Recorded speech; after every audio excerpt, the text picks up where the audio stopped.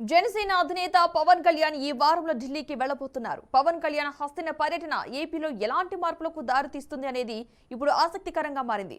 జనసేనాని పర్యటన టీడీపీపై ఎలాంటి ప్రభావం చూపనుంది, పవన్ దేశ రాజధానిలో కేంద్ర పెద్దలతో ఏం చర్చించనున్నారు అనేది ఉత్కంఠభరితంగా ఉంది.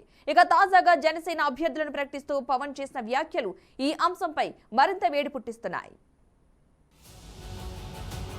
మనం పొత్తులో ఉండి మన చంద్రబాబు గారు ఇట్లా అనౌన్స్ చేశారు, మండపేట సీటు మనకి చెప్పాలి కదా అది అంటే ఖచ్చితంగా అది సరైన విధానంలో చెప్పలేదు.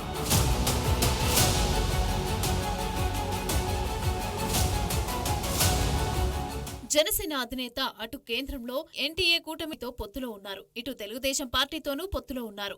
ఆంధ్రప్రదేశ్లో టీడీపీతో కలిసి ఎన్నికలకు వెళ్లాలని నిర్ణయించుకుని అందుకు తగ్గట్లుగానే రాష్ట్రంలో పొత్తును కూడా ప్రకటించేశారు. సమన్వయ కమిటీ సమావేశాలు జరిపారు. రా కదలిరా పేరుతో రెండు పార్టీలు కూడా కార్యక్రమాలు నిర్వహిస్తామని చంద్రబాబు అలాగే పవన్ కళ్యాణ్ ప్రకటించారు. కానీ ఇప్పటి వరకు జరిగిన ఏ సభలో కూడా పవన్ కళ్యాణ్ మాత్రం ఎక్కడా కనిపించలేదు. ఈ నెల 29తో అన్ని జిల్లాల్లో సభలు పూర్తి చేయాల్సి ఉండగా కేవలం 10 సభలు మాత్రమే నిర్వహించారు. ఇక ఇప్పటి వరకు అయోధ్య రామ మందిరం ప్రారంభోత్సవం తర్వాత బీజేపీ కూడా పూర్తిస్థాయి రాజకీయాలపైన ఫోకస్ చేయబోతోంది. ఈ మేరకే పవన్ కళ్యాణ్ ఢిల్లీ వెళ్తున్నట్లు సమాచారం. ఇక మరోవైపు దక్షిణాది రాష్ట్రాల్లో పొత్తులపైన బీజేపీ క్లారిటీ ఇచ్చే అవకాశం ఉన్నట్లుగా తెలుస్తోంది. అలాగే ఏపీలో టీడీపీ జనసేన పొత్తులోకి భారతీయ జనతా పార్టీ కూడా చేరనున్నట్లు జోరుగా ప్రచారమైతే సాగుతోంది. అయితే టీడీపీని ఎన్టీఏ కూటమిలోకి తీసుకునేందుకు బీజేపీ సిద్ధంగా లేనట్లు కూడా సమాచారం. నేను చెప్పానంటే వాళ్ళందరికీ నేను కేవలం ఒక నియోజకవర్గాన్ని దృష్టిలో పెట్టుకొని మాట్లాడితే నేను నియోజకవర్గపు సంబంధించిన నాయకుడు అవుతాను. ఆ బర్డ్ ఐ వ్యూ నుంచి చూస్తే తప్ప నేను రాష్ట్రాన్ని సంపూర్ణంగా చూడాలి. దాంట్లో భాగంగా ఒకసారి కొన్నిపాటి ఏరియాలో ఇబ్బంది కలగచ్చేమో,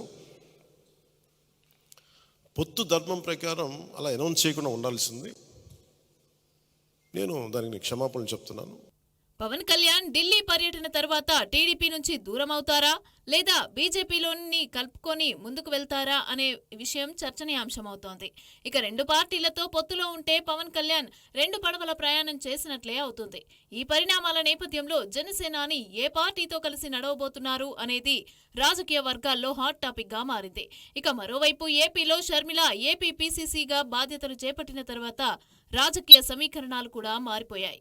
షర్మిల ఓవైపు వైసీపీపై మరో బీజేపీ పైన విమర్శల వర్షమైతే కురిపిస్తూనే ఉన్నారు. అయితే చంద్రబాబు అడుగుజాడల్లోనే షర్మిల నడుస్తారని ఏపీలో వినిపిస్తున్న మాట. షర్మిల క్యాంపెయిన్లో ఎక్కడ చూసినా కూడా టీడీపీ సానుభూతి పరులే కనిపిస్తున్నారని మరికొందరి మాట. ఈ నేపథ్యంలో టీడీపీతో పొత్తులో ఉన్న జనసేనతో కలిసి బీజేపీ ఉంటుందా లేక టీడీపీతో తెగదింపులు చేసుకోమని చెబుతుందా అనేది కూడా ఇంట్రెస్టింగ్ గా మారింది.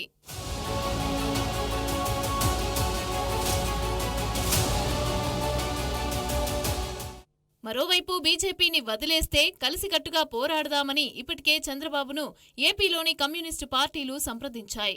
కాంగ్రెస్ జనసేనతో కలిసి పనిచేద్దామని చంద్రబాబుకు ప్రతిపాదనలు వినిపించారు. కానీ పవన్ కళ్యాణ్ మాత్రం బీజేపీని వదిలే ఆలోచనలో లేనట్లు తెలుస్తోంది. మోదీ, అమిత్ షాల అవసరం దేశానికి ఎంతైనా ఉందనే బలమైన అభిప్రాయంలో పవన్ ఉన్నారు. కాబట్టి బీజేపీని విడిచే అవకాశాలు కూడా ఉన్నట్లు కనిపించటం లేదు.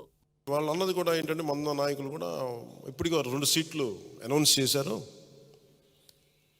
మరి ఇది పొత్తు ధర్మమేనా నన్ను అడిగితే అట్లా కొన్ని ప్రత్యేక పరిస్థితులు ఉంటాయి, వాళ్ళు కూడా మనం అర్థం చేసుకోవాలి కదా. 4 దశాబ్దాలు సుదీర్ఘ అనుకున్న వ్యక్తులు, ఒంటరిగా వాళ్ళ సొంత పార్టీ నడిపిన వ్యక్తులు.